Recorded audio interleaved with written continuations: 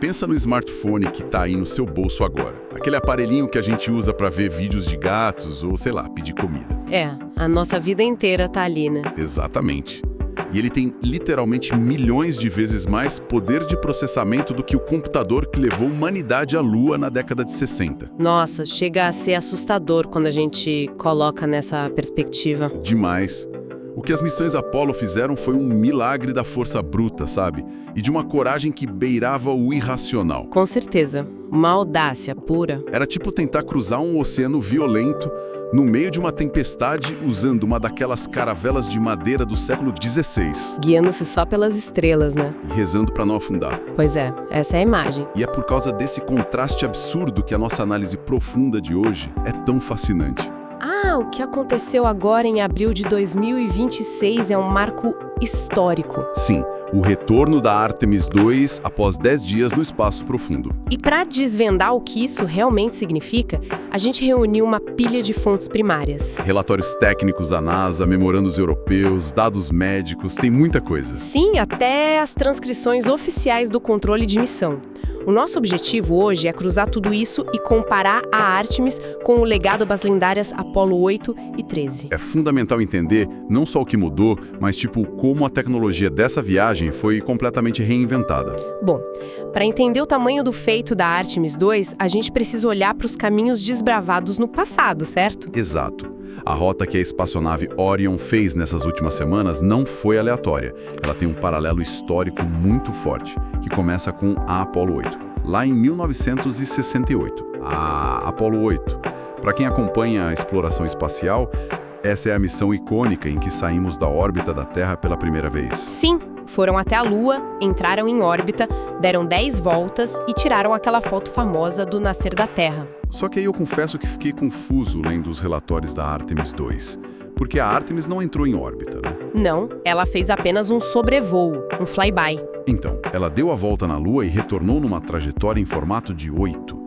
Sinceramente, parece um retrocesso. Como assim um retrocesso? Ué, se a gente já entrava em órbita nos anos 60, ir até lá hoje e só passar direto, não é dar um passo para trás? Parece que perdemos a receita do bolo. Olha, essa é uma dúvida muito comum e faz sentido pensar assim num primeiro momento.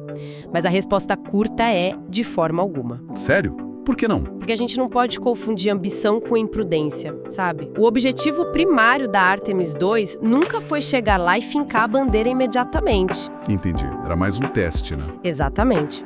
Era testar um hardware totalmente inédito, o gigantesco foguete SLS e os sistemas vitais da Orion.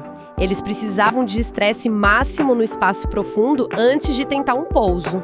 Porque entrar em órbita exige muito mais da nave. Muito mais. Exige queimas de motor extremamente complexas e longas para frear, e depois você tem que reacender o motor perfeitamente para acelerar e escapar da gravidade na volta. Caramba. E se o motor falhar enquanto você está lá, freando para entrar em órbita? Você fica preso orbitando a Lua para sempre. É tipo o pior cenário imaginável. Nossa, nem me fale. Por isso, a escolha da trajetória de retorno livre foi tão brilhante. É a matemática da mecânica orbital trabalhando a favor da tripulação. Retorno livre. Isso é usar a gravidade como um estilingue, certo? Perfeito. A nave usa a gravidade da Terra para ser lançada, passa por trás da Lua e usa a gravidade lunar para se arremessar de volta, sem precisar acionar o motor principal para voltar. Então a própria física traz eles para casa. Exato. Mesmo que tudo dê errado, a física garante o retorno. O que me lembra imediatamente da Apollo 13 de 1970. A missão do famoso Houston, temos um problema. Sim, a Apollo 13 usou essa exata trajetória de retorno livre. Mas o contexto foi outro, né? Totalmente outro. Na Apollo 13, isso foi puro desespero. Um tanque de oxigênio explodiu, destruiu o módulo de serviço e eles tiveram que abortar o pouso. Tiveram que improvisar essa rota às pressas para não morrerem lá em cima. Exatamente. O que para Apollo 13 foi um bote salva-vidas no meio do caos, para Artemis 2 foi uma estratégia friamente calculada. Máxima eficiência e segurança total.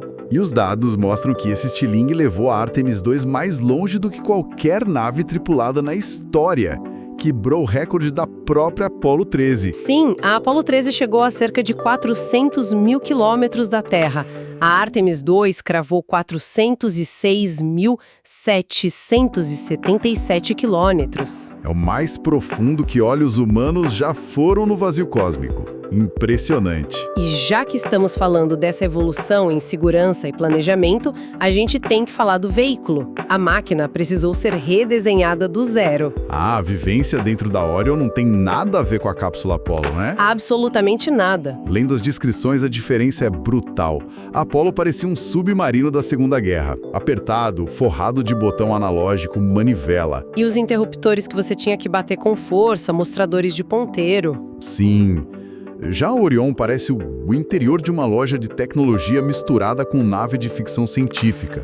Tudo limpo, controlado por telas planas digitais. Interfaces de toque muito mais intuitivas e o espaço interno é drasticamente maior. Acomoda 4 astronautas com folga. E, graças aos céus, tem um banheiro de verdade. Na Apollo não tinha e as soluções da época eram, nada higiênicas. Pois é, mas olha conforto, temperatura regulada e banheiro não são luxos de primeira classe numa missão dessas. Não. Não. Em viagens que duram semanas, a ergonomia é uma necessidade crítica para manter a saúde mental e o foco da tripulação. O estresse de um ambiente hostil degrada a tomada de decisão. Faz todo sentido. Mas lendo os relatórios de engenharia, a mudança mais drástica não está na cabine, né? Está na parte de baixo da nave. Exato. A Orion é, na verdade, 2 naves em uma. Tem o módulo da tripulação, que é americano, e acoplado a ele temos o ISM, o módulo de serviço europeu. Isso quebra muito aquele paradigma da Guerra Fria. Sim, antigamente a corrida espacial era um jogo de uma nação só.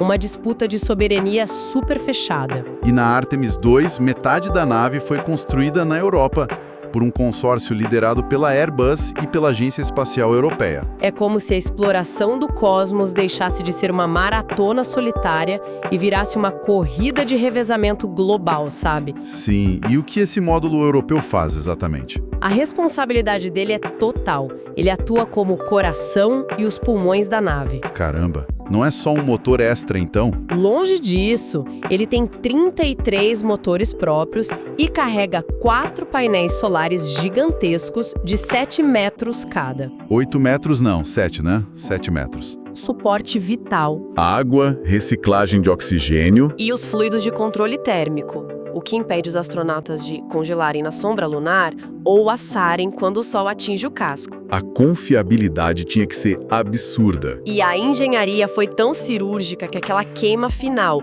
para arremessar a nave para a Lua durou exatos 350 segundos. Sim, a ejeção translunar. E foi um empurrão tão preciso, mas tão perfeito, que a NASA simplesmente cancelou as correções de rota dos dias seguintes. Não precisou de correção. Não, a nave já estava num trilho invisível perfeito. Sensacional. Mas, além dessa navegação, teve uma revolução na comunicação que me deixou de queixo caído. Ah, as comunicações óticas a laser. Isso muda o jogo para a ciência espacial. Sim. Porque da Apollo a gente lembra daqueles vídeos granulados, áudio cheio de estática. E na Artemis II, eles transmitiram vídeo ao vivo em resolução 4K. Sem engasgos e de uma nave a 400 mil quilômetros de distância. Para quem está ouvindo entender, o Wi-Fi de casa já cai quando a gente vai da sala para a cozinha.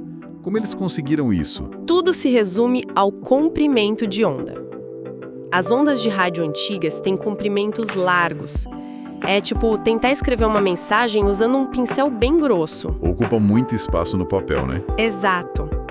Já os lasers da Artemis usam luz infravermelha. O comprimento de onda é incrivelmente curto. Então dá para empacotar mais informação. Milhares de vezes mais. É como escrever a mesma mensagem com uma caneta de ponta super fina. Você manda dados de telemetria pesada e vídeo em alta definição ao mesmo tempo. Bom, com essa banda larga toda e janelas enormes, o que os astronautas ficaram fazendo durante o sobrevoo colados na Lua? O foco foi o lado oculto da Lua, uma região que a gente não consegue estudar por telescópio aqui da Terra. E quando eles passaram por trás da Lua, rolou aquele apagão de comunicação, né? Sim, a massa de rocha lunar bloqueou a luz e os sinais. Foram 40 minutos de silêncio absoluto. Deve ser uma tensão enorme. Com certeza. Mas nesse tempo, eles foram os primeiros humanos a olhar para o lado oculto a olho nu desde 1972. E a dinâmica de fazer ciência mudou muito. Eu vi nas transcrições que tinha um oficial de ciência atuando no controle da missão em Houston e uma sala lotada de geólogos esperando os dados. Os astronautas eram os olhos dessa equipe em campo. Mas aí eu travei numa dúvida. Como você faz geologia, tipo identifica textura e cor de rocha, olhando pela janela de uma nave a milhares de quilômetros por hora? Parecia impossível, né? Mas eles não eram só pilotos. Eles tiveram um treinamento intensivo de reconhecimento de padrões visuais. Onde eles treinaram isso? A NASA mandou a tripulação para os campos vulcânicos da Islândia e para crateras remotas no Canadá. Ah, trabalho de campo de verdade. Sim, para forçar o cérebro a identificar assinaturas geológicas numa fração de segundos. A diferença entre lava resfriada e um terreno fraturado. Então eles estavam com o olhar calibrado. E eles tinham 30 alvos científicos na lista, né? Sim. O maior troféu visual foi a Bacia Oriental, uma cratera colossal de mais de 900 quilômetros de largura. E conseguiram ver ela totalmente iluminada pelo Sol pela primeira vez na história. Além disso, buscaram flashes de micrometeoritos batendo na Lua. E até observaram o eclipse solar lá do espaço, de um ângulo totalmente reverso. E nada de câmeras mecânicas pesadas que travam com a poeira, como na Apollo. Eles usaram tablets modernos e o OneNote para anotar tudo. É a tecnologia comercial no espaço. As fotos foram feitas com câmeras DSLR da Nikon, com lentes que captam assinaturas de cor para revelar os minerais. Incrível. E no meio disso tudo, teve um detalhe bem poético. Eles deram nomes não oficiais para duas crateras durante o sobrevoo. Ah, sim. A cratera Integrity e a Carroll. Isso. Integrity para homenagear a resiliência do módulo deles, e Carroll foi uma homenagem à falecida esposa do comandante da missão. Mostra que, apesar da tecnologia, a emoção humana ainda está lá. Com certeza. E isso nos leva para o maior desafio da missão espacial inteira: o fator humano. Porque a nave evoluiu, mas o corpo biológico dos astronautas continua na mesma versão frágil dos anos 60? Perfeito. O espaço profundo é hostil à biologia humana.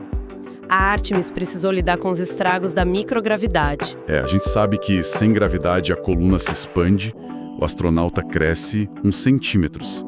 Risco alto de hérnia de disco. E os músculos atrofiam absurdamente rápido porque você não faz força para andar. Perde muita massa. E a Orion é espaçosa, mas não cabe uma academia lá dentro. Sem falar que peso de ferro no espaço não pesa nada. Como eles resolveram isso? Eles levaram um dispositivo de exercício super compacto, do tamanho de uma mala de mão. Ele funciona por inércia, usando um volante de alta rotação. Tipo um ioiô de metal gigante? Isso mesmo. Quando o astronauta puxa o cabo, o volante gira rápido. A energia cinética tenta puxar o cabo de volta com uma força extrema. Nossa, gera resistência mecânica então. Sim, até 180 quilos de resistência. Eles conseguem fazer agachamentos pesados e remo, protegendo os ossos e os músculos. Genial usar a energia cinética.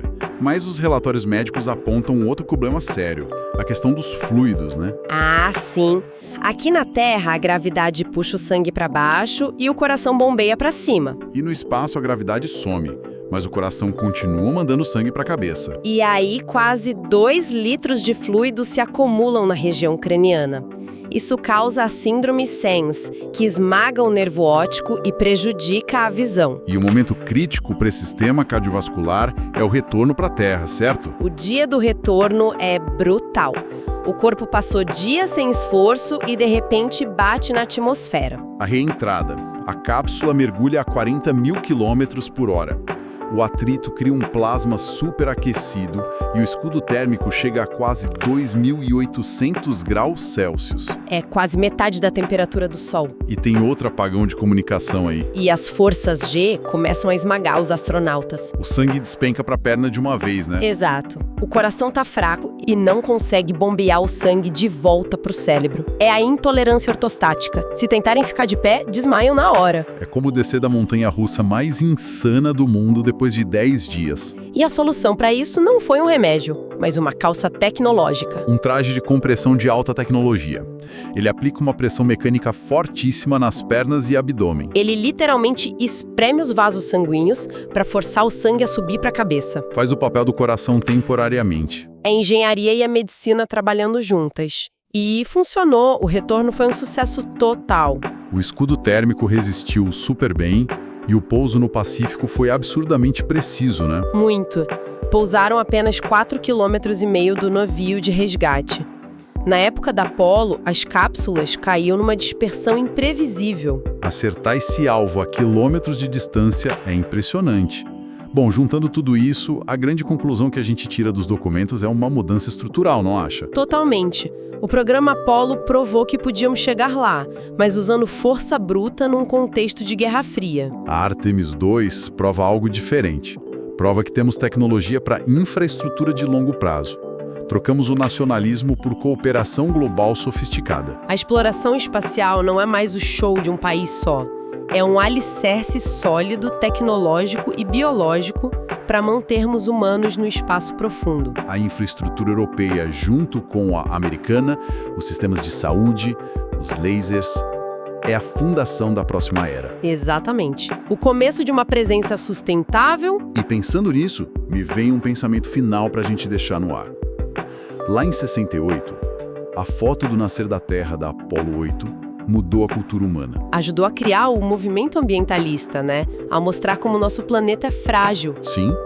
E agora, qual vai ser o impacto filosófico e político de viver na era Artemis?